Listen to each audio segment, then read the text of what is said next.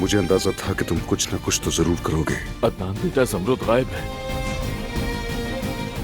ज़मरुद तो अभी रंग बिरंगी रिबनों के नीचे लेटी सुकून से सो रही है। ज़मरुद नहीं मर सकती।